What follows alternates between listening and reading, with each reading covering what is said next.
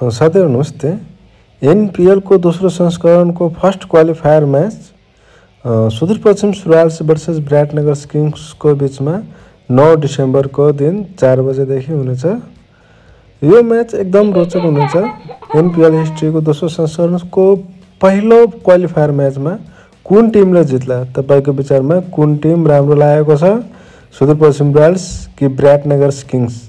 Last match भएको Biratnagar Kings versus Sudurpashchim सुराल्स को बीच में भएको मैच में विराटनगर किंग्सले एकदम राम्रो जित निकालेका थिए, सुदूरपश्चिमलाई एकदम नराम्रो तरिकाले हराएका थिए।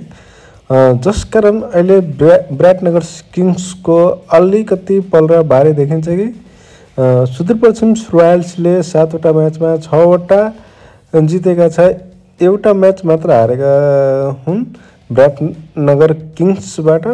अनि विराटनगर किंग्सले 7 वटा मैचमा 2 वटा हारेको छ भने 5 वटा जितेको छ।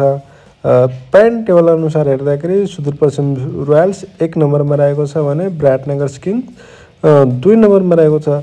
यो फर्स्ट क्वालिफायर मैचबाट जुन टिमले जित्यो भने सिधा फाइनलमा जान्छ, अनि हार्ने टिमले इलिमिनेटरबाट जुन टिम जितेको हुन्छ अनि दोस्रो क्वालिफायर मैच हुन्छ। फर्स्ट क्वालिफायरबाट हारेका मैच र इलिमिनेटरबाट जितेको टिमबाट दोस्रो क्वालिफायर हुन्छ, अनि दोस्रो क्वालिफायरमा जुन टिम जित्छ अनि फाइनल गेम हुन्छ 13 डिसेम्बरको है। साथीहरु, तपाईको विचारमा सुदूरपश्चिम सुराल्स टिम कस्तो लाग्छ अनि विराटनगर टिम कस्तो लाग्छ? तपाईको विचारमा कुन टिम एकदम बलियो छ है? कुन टिमले फर्स्ट क्वालिफायरमा जितेर फाइनलमा जग्गा बनाउँछ? कमेन्ट गरेर बताउनु होला साथीहरु।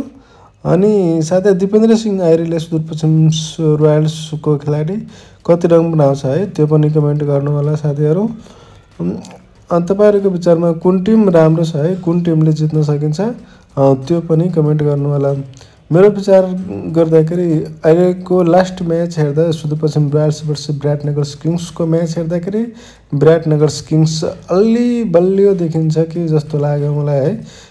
विराटनगर किंग्समा ह्याजल्याट अनि फाफ डुप्लेसी अनि मार्टी गुप्टिल जस्ता विदेशी खेलाडीहरू एकदम राम्रा खेलाडीहरू रहेका छन्।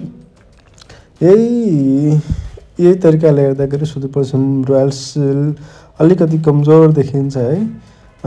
तापनि अब हेरौँ कुन टिमले जित्ला है। कुन टिमले जित्यो भने राम्रो हुन्छ, तपाईहरुको कमेन्टमा पनि गर्नु होला।